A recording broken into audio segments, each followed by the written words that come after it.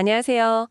오늘 저희가 함께 파고들 주제는 정말 많은 분들이 좀 속으로만 끙끙 앓고 계실 수 있는 변비, 그리고 좀 더 넓게 봐서 장 건강 전반에 대한 이야기입니다. 네, 보내주신 자료들을 쭉 보니까 뭐 건강 매체 기사부터 시작해서 전문 학회 가이드라인, 또 유튜브 건강 채널 내용까지 정말 방대하더라고요. 맞습니다. 자료들이 정말 다양했는데요. 네, 그래서 오늘 이 정보들 속에서 저희가 핵심만 쏙쏙 뽑아내서 좀 답답했던 속을 시원하게 풀어드리는 시간을 가져보겠습니다. 네, 좋습니다. 자료들을 보니까 변비의 정확한 정의가 뭔지 여기서부터 시작해서요. 또 많은 분들이 잘못 알고 계신 것 같은 숙변 문제, 그 진실이 뭔지. 아, 맞아요. 숙변. 네.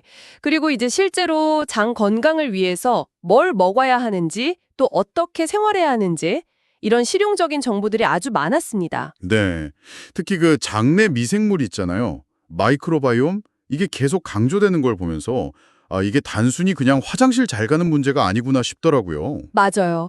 훨씬 더 큰 그림인 거죠. 그래서 오늘 저희 목표는요, 이 자료들을 통해서 변비에 대한 오해 같은 건 좀 풀고, 정확한 정보는 확실히 챙겨가시면서 또 당장 오늘부터 해볼 수 있는 그런 장 건강 관리법까지. 네, 이걸 딱 정리해드리는 겁니다. 네, 아주 명확한 목표네요. 자, 그럼 바로 본론으로 한번 들어가 볼까요? 우리가 보통 변비라고 하면 그냥 며칠에 한 번 화장실 가냐? 이걸로 많이들 생각하시잖아요. 그렇죠. 횟수를 주로 생각하시죠. 근데 자료들을 보니까 이게 단순히 횟수만의 문제는 절대 아니라고 하던데요. 정확합니다. 그 질병관리청 자료라던가 아니면 대한소화기기능성 질환 운동학회 이런 곳의 가이드라인을 보면요. 물론 변비 횟수가 주 2회 미만이면 변비로 보긴 합니다. 근데 그게 전부는 아니에요. 그럼 또 어떤 증상들이? 예를 들어서 화장실에서 뭐랄까 과도하게 힘을 줘야 한다거나 아니면 변이 너무 딱딱하게 나온다거나 또 변을 다 봤는데도 어쩐지 영 개운치가 않고 뭔가 남아있는 듯한 느낌? 그 잔변감이라고 하죠. 장병감. 네. 네, 이런 것들도 다 변비 증상에 해당됩니다. 그래서 그 2016년에 개정된 로마 기준 IV, 롬 IV 크라이테리어라고 국제적인 진단 기준이 있거든요. 네. 이것도 단순히 횟수만 보는 게 아니라 방금 말씀드린 여러 가지 불편한 증상들을 종합적으로 평가해서 진단을 내립니다. 그렇군요. 횟수만이 아니었네요. 원인도 보니까 한두 가지가 아니더라고요. 크게 두 갈래로 나뉜다고요. 네, 대부분의 경우는요. 어떤 특별한 병이 있어서라기보다는 이 대장의 운동 기능 자체에 문제가 생긴 일차성 변비라고 보시면 됩니다. 일차성 변비요? 네, 그냥 장 움직임 자체가 느린 경우 이걸 이제 서행성 변비라고 하고요. 또 변이 직장까지는 잘 내려왔는데 이게 항문 밖으로 잘 못 나가는 경우 직장 배출 장애라고 부르는 경우도 있습니다. 네. 특히 이제 어르신들 같은 경우에는 그 노인 변비 관련 자료에 잘 나와 있는데 아무래도 식사량이 좀 줄어드시거나 물을 충분히 안 드시거나 또 활동량이 적어지시잖아요. 네, 맞아요. 혹은 이제 드시는 약 때문에 예를 들면 일부 항우울제라던가 아니면 속 쓰릴 때 드시는 제산제 같은 것들 이런 것 때문에 변비가 생기거나 더 심해지는 경우가 꽤 많습니다. 약물 영향도 크군요. 그럼 그 다른 원인, 그 2차성 변비라는 건 뭔가요? 이건 좀 더 신경 써야 하는 경우라고 하셨죠? 네, 맞습니다. 그게 바로 2차성 변비인데요. 이거는 대장암 같은 어떤 종양이라던가 아니면 아주 심한 치질처럼 대장 자체에 뭔가 구조적인 문제가 생긴 경우 혹은 당뇨병이나 갑상선 기능 저하증 같이 다른 전신질환의 영향으로 변비가 나타나는 경우를 말합니다. 네. 그래서 만약에 변비랑 같이 뭐 특별한 이유도 없는데 체중이 확 준다거나 어이구. 혹은 변에 피가 섞여 나온다거나 빈혈 같은 증상이 같이 나타난다. 이러면 이건 단순 변비가 아닐 가능성이 높으니까요. 꼭 병원에 가셔서 원인을 확인해 보는 게 정말 중요합니다. 그럴 땐 정말 그냥 넘기면 안 되겠네요. 알겠습니다. 자, 그럼 이제 정말 많은 분들이 궁금해하실 것 같은 그 숙변 이야기, 이걸로 좀 넘어가 보죠. 네네, 숙변. 이게 뭐랄까 장벽에 막 시커멓게 달라붙어가지고 독소를 막 뿜어낸다 뭐 이런 식으로 많이 알려져 있잖아요. 그렇죠. 거의 공포 마케팅 수준이죠. 근데 보내주신 자료들 뭐 나무위키도 그렇고 건강 전문지 기사들 보니까 다들 좀 다른 이야기를 하던데요. 이게 뭔가요, 사실? 네, 이거 아주 명쾌하게 정리가 가능합니다. 결론부터 딱 말씀드리면요. 의학적으로 숙변이라는 개념은 없습니다. 아, 진짜요? 없어요? 네, 없습니다. 한번 생각해 보세요. 우리 장은 가만히 있는 게 아니라 계속 꿈틀거리면서 움직이잖아요. 연동운동이라고 하죠. 네. 그리고 장 안쪽 벽은 미끈미끈한 점액으로 이렇게 코팅이 되어 있어요. 게다가 장 벽 세포는 계속 새로 만들어지고 또 떨어져 나가면서 교체가 되는데 어떻게 변이 거기에 무슨 딱지처럼 달라붙어서 오랫동안 쌓여 있을 수가 있겠어요. 하긴 그러네요. 네, 실제로 내시경으로 장 속을 들여다봐도 그런 건 관찰되지 않습니다. 와, 그럼 그 시중에 있는 숙변 제거니 뭐 장청소니 하는 그런 광고들은 다 뭔가요? 저도 유튜브 같은 데서 숙변 빼는 음식 뭐 이런 제목 본 것 같은데요? 사실 그 숙변이라는 말 자체가 네. 일본의 한 자연의학자가 처음 사용했던 용어라고 해요. 우리 전통 한의학 용어도 아니고요. 아, 일본에서 온 거군요. 네, 이게 좀 상업적으로 많이 활용이 되는 거죠. 특히 디톡스나 다이어트 관련 제품들 팔면서 마치 장 속에 오래 묵은 독소 덩어리가 가득 차 있는 것처럼 좀 과장해서 불안감을 조장하는데 많이 쓰이는 경향이 있습니다. 물론 변비가 아주 심하면 변이 장에 오래 머물면서 수분이 계속 빠져나가니까 딱딱해지긴 하죠. 근데 그게 장벽에 들러붙는 그런 숙변과는 전혀 다른 이야기입니다. 네. 오히려 일부 자료에서는 과학적인 근거가 없는 그런 장 청소 같은 것들 있잖아요. 그런 건 오히려 장 건강을 해칠 수도 있다고 경고하고 있습니다. 그렇군요. 뭐 개실염이라고 해서 장벽에 생긴 주머니에 변이 끼는 경우가 있긴 한데 그건 특정 질환 상태인 거지 우리가 흔히 말하는 숙변과는 완전히 다른 겁니다. 이야, 이거 정말 속이 다 시원한데요? 숙변이라는 단어는 이제 그냥 머릿속에서 지워버려도 되겠네요. 네, 그러셔도 좋습니다. 좋습니다. 그럼 이제 진짜 배기, 변비 탈출하고 또 건강한 장을 만드는 데 도움이 되는 것들, 여기에 좀 집중해보죠. 자료들을 쭉 보니까 크게 한 3가지 기둥이 있는 것 같더라고요. 식이섬유, 물, 그리고 장 속에 사는 좋은 균들. 맞나요? 정확합니다. 딱 그 3가지가 장 건강의 핵심 삼총사라고 할 수 있겠습니다. 그럼 먼저 식이섬유부터 한번 볼까요? 네, 식이섬유요. 이건 잘 아시다시피 변의 덩치를 키우고 좀 부드럽게 만들어서요. 장을 좀 스무스하게 통과하도록 돕는 역할을 하죠. 그러니까 변의 재료이면서 동시에 장 청소부 역할까지 한다고 보시면 돼요. 재료이자 청소부. 좋네요. 식이섬유 하면 보통 채소나 과일을 많이 떠올리는데 특히 좀 주목할 만한 것들이 있을까요? 자료들에 유독 자주 등장하는 애들이 있더라고요. 네, 맞아요. 몇 가지 좀 스타 플레이어들이 있습니다. 우선 푸른, 아시죠? 건자두. 아, 푸른. 네네. 네, 이게 소르디톨이라는 천연 당알코올 성분이 들어있는데 이게 장을 좀 자극하고 또 물을 끌어당겨서 변을 좀 묽게 만드는 효과가 있어요. 실제로 푸른 주스가 변비 개선에 효과가 있다는 연구 결과도 소개되고 있고요. 아, 그래서 푸른 주스 마시는군요. 네, 그리고 또 키위. 이게 정말 흥미롭습니다. 키우요? 네, 키위 안에 에티니딘이라는 효소가 있는데 이게 소화를 돕는 데다가 물에 녹는 수용성 섬유질이랑 또 녹지 않는 불용성 섬유질을 둘 다 아주 풍부하게 가지고 있어요. 오, 둘 다요? 네, 그래서 한 연구에서는 그 뉴질랜드 오타고 대학 연구였던 것 같은데 키위가 약국에서 파는 변비약 성분 중에 차전자피라고 있거든요. 질경이 씨앗 껍질. 네, 차전자피. 그것보다 오히려 배변 횟수 증가라든가 복부 불편감 개선에 더 효과적이었다. 이런 결과까지 나왔다고 합니다. 와, 키위가 그 정도라니 이거 좀 놀라운데요. 또 다른 추천 식품은 뭐가 있을까요? 뿌리 채소 중에서는 우엉을 좀 주목해 볼 만해요. 우엉이요? 네, 우엉에 이눌린이라는 성분이 아주 풍부한데요. 이게 바로 장내 유익균들의 아주 좋은 먹이, 다시 말해 프리바이오틱스 역할을 합니다. 아, 유익균의 밥이군요. 그렇죠. 그리고 해조류 중에서는 다시마. 다시마에 끈적끈적한 성분이 있잖아요. 알긴산. 네네. 이게 물을 만나면 엄청나게 부풀어 올라서 변의 양을 늘려주는 효과가 있습니다. 다만 다시마는 물을 충분히 마셔줘야 효과를 제대로 볼 수 있고요. 또 갑상선 질환이 있는 분들은 요오드 함량 때문에 조금 주의해야 한다는 점도 자료에 나와 있더라고요. 아, 그런 주의점도 있군요. 네, 물론 그 외에도 통곡물이나 콩류, 견과류나 씨앗류도 다 좋은 식이섬유 공급원이죠. 특히 호박씨 같은 경우는 식이섬유도 많지만 마그네슘도 풍부한데요. 이 마그네슘이 부족해도 변비가 생길 수 있다고 하네요. 아, 마그네슘도 관련이 있군요. 알겠습니다.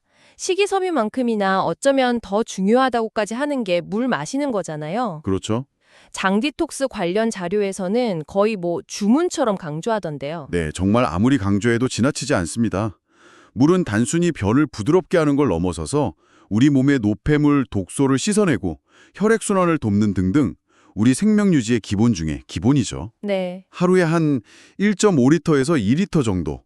음식에 포함된 수분 빼고 순수한 물로만 따지면 약 1.3리터 정도 마시는 게 좋다고 권장되고요. 1.3리터. 꽤 많네요. 네, 여기서 근데 포인트는 한 번에 막 벌컥벌컥 마시는 게 아니고요. 조금씩 나눠서 꾸준히 마시는 겁니다. 그래야 몸에 부담도 없고 흡수도 잘 되죠. 아, 나눠 마시는 거? 네, 그래서 뭐 3:1 물 마시기법 이런 팁도 있더라고요. 아침 공복에 한 잔, 식사 30분 전에 한 잔, 식사 2시간 후에 한 잔. 이런 식으로 시간을 정해두고 마시는 거죠. 오, 좋은 방법인데요? 네, 그냥 맹물 마시는 게 좀 힘들다 하시면 레몬 한 조각 띄우거나 아니면 구수한 보리차나 뭐 연근차 같은 거 활용하는 것도 방법이 될 수 있습니다. 좋습니다. 자, 그럼 이제 세 번째 기둥, 장 속 유익균 이야기로 넘어가 볼까요? 요즘 뭐 마이크로다이오메니 뭐니 해서 이게 엄청 중요하다고 하잖아요. 네, 맞아요. 대세죠. 프로바이오틱스, 프리바이오틱스, 이게 정확히 뭐고 또 어떻게 챙겨야 하는 건가요? 네, 우리 장 속에는 정말 어마어마하게 많은 미생물들이 살고 있는데 이 생태계, 이걸 장내 마이크로바이옴이라고 부르죠. 이 균형이 깨지면 여러 문제가 생기는 겁니다. 네. 그래서 프로바이오틱스는 우리 몸에 이로운 작용을 하는 살아있는 균 자체를 말해요. 예를 들면 설탕이 적게 들어간 플레인 요거트나 캐피어, 그리고 우리 전통 발효식품인 김치, 된장, 청국장 같은 데 많이 들어있죠. 아, 발효식품들이요? 네, 이런 음식들을 통해서 좋은 균을 직접 보충해주는 개념입니다. 만약 제품으로 드신다면 뭐 소장에서 주로 면역 관련 역할을 하는 락토바실러스 균이라든가 대장에서 배변 활동에 도움을 주는 비피더스 균 같은 균주가 포함되어 있는지 확인해보는 것도 도움이 될 수 있습니다. 그렇군요. 그럼 프리바이오틱스는요? 이건 균이 아니라고 들었는데요? 맞아요. 프리바이오틱스는 이 좋은 균들, 즉 프로바이오틱스의 먹이가 되는 성분입니다. 아, 먹이? 네, 우리 몸의 소화 요소로는 분해가 잘 안 되고 장까지 살아서 도달해서 유익균들이 잘 자랄 수 있도록 영양분이 되어주는 거죠. 아까 말씀드린 우엉의 이눌린, 이게 대표적인 프리바이오틱스고요. 그 외에도 마늘, 양파, 아스파라거스, 바나나, 귀리, 치커리 뿌리 이런 데 풍부합니다. 네. 그러니까 좋은 균, 프로바이오틱스랑 그 먹이, 프리바이오틱스를 같이 섭취하면 시너지 효과가 나겠죠. 이걸 합쳐서 요즘엔 신바이오틱스라고 부르기도 하고요. 와, 프로, 프리, 신바이오틱스까지. 장 건강 챙기는 게 생각보다 훨씬 더 체계적이네요. 그렇죠. 점점 더 발전하고 있는 분야입니다. 그럼 이제 반대로요.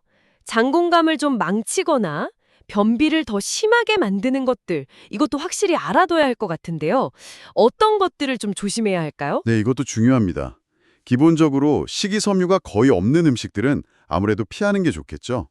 예를 들어서 육류 위주의 식단이라던가 햄, 소세지 같은 가공식품, 또 인스턴트 라면 같은 것들. 네. 그리고 과일 중에서도 떫은 맛을 내는 타닌 성분이 많은 것들이 있어요. 특히 덜 익은 감이나 덜 익은 바나나, 이런 건 오히려 변비를 유발할 수 있습니다. 아, 덜 익은 바나나는 안 좋군요. 네, 잘 익은 바나나는 괜찮은데 덜 익은 건 좀 주의해야 하고요. 또 튀김처럼 너무 기름진 음식은 소화되는 데 시간이 오래 걸려서 장에 좀 부담을 줄 수 있습니다. 그렇군요. 음료 중에서는요, 커피나 술 같은 건 좀 어떤가요? 다들 좋아하시는데. 아, 네, 그렇죠. 카페인이 들어있는 커피, 녹차, 콜라 같은 음료나 술은요, 이게 이뇨작용을 촉진합니다. 아, 소변을 자주 보게 만들죠. 네. 그래서 몸속의 수분을 자꾸 밖으로 내보내게 되니까 결과적으로 탈수를 유발할 수 있어요. 수분이 부족해지면 변이 딱딱해지니까 당연히 변비에는 안 좋겠죠. 물론 뭐 적당량의 커피가 장 운동을 좀 촉진한다는 의견도 있긴 하지만 너무 과도하게 마시는 건 탈수를 유발할 수 있으니 주의하는 게 좋습니다. 알겠습니다. 음식 말고도 우리가 그냥 무심코 하는 나쁜 습관들도 있을 것 같아요. 변비에 안 좋은 습관들. 물론이죠. 가장 흔하면서도 안 좋은 게 변의 참기입니다. 참는 거. 네. 신호가 올 때 바로 화장실에 가는 습관이 정말 중요해요. 자꾸 참다 보면 나중에는 그 신호 자체를 잘 못 느끼게 될 수도 있거든요. 무뎌지는군요. 네. 또 식사 시간이 너무 불규칙하거나 특히 아침 식사를 자꾸 거르는 습관, 이것도 장의 리듬을 깨트릴 수 있고요. 밤늦게 먹는 야식도 당연히 장이 쉴 시간을 빼앗는 거라 좋지 않습니다. 네. 그리고 의외로 많은 분들이 하시는 실수인데 화장실에 너무 오래 앉아 있는 거예요. 아, 네. 스마트폰 보면서 막 10분 이상 앉아 있고 이런 건 변비는 물론이고 치질에도 아주 안 좋습니다. 뜨끔하네요. 스마트폰은 정말... 네. 자, 그럼 음식 조절하고 나쁜 습관 고치는 거 외에 또 어떤 노력을 해볼 수 있을까요? 네. 규칙적인 운동이 정말 효과적입니다. 뭐 거창한 운동 아니더라도 걷기, 조깅, 수영 같은 유산소 운동이 장 운동을 직접적으로 활발하게 만들어주거든요. 네, 움직이는 거. 네. 그리고 배꼽 주변을 시계 방향으로 이렇게 부드럽게 쓸어주는 복부 마사지도 좀 도움이 될 수 있고요. 복부 마사지요? 네. 그리고 스트레스 관리. 이거 정말 중요하죠. 스트레스 받으면 바로 배탈 나거나 아니면 변비 생기는 분들 많으시잖아요. 네, 제가 좀 그런 편인 것 같아요. 그러시군요. 스트레스랑 충분한 수면. 이것도 장 건강과 아주 밀접하게 연결되어 있습니다. 요즘 장 뇌축이라고 해서 장이랑 뇌가 서로 영향을 주고받는다는 연구가 많거든요. 장이랑 뇌가 연결되어 있다고요? 네, 그렇습니다. 그래서 스트레스 관리가 중요하고요. 또 아침 식사 후에 화장실 가는 습관을 들이는 게 좋다는 이야기도 있던데요. 네, 그게 바로 위대장 반사 운동이라는 걸 활용하는 건데요. 미대장 반사 운동? 네, 음식이 위에 딱 들어가면 그 신호가 대장으로 전달돼서 장 운동이 시작되는데 이 반사작용이 아침 식사 후에 가장 활발하게 일어난다고 해요. 오호. 그래서 아침 식사 하시고 나서 한 30분 이내에 화장실에 가는 시간을 딱 정해두고 시도해 보는 것이 배변 습관을 만드는 데 도움이 될 수 있습니다. 좋은 팁이네요. 아침 식사 후 30분. 네. 그리고 마지막으로 하나 더. 변기에 앉는 자세도 의외로 중요하다고 하더라고요. 자세요? 그냥 앉는 게 아닌가요? 네. 그 발밑에 낮은 받침대 같은 걸 둬서 무릎이 엉덩이보다 좀 더 높게 올라오는 자세.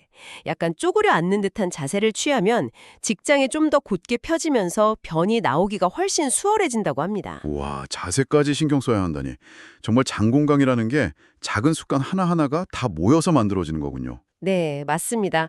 오늘 저희가 쭉 살펴본 것처럼 변비 해결이라는 게 단순히 그냥 화장실 가는 불편함을 없애는 차원을 넘어서는 문제인 거죠.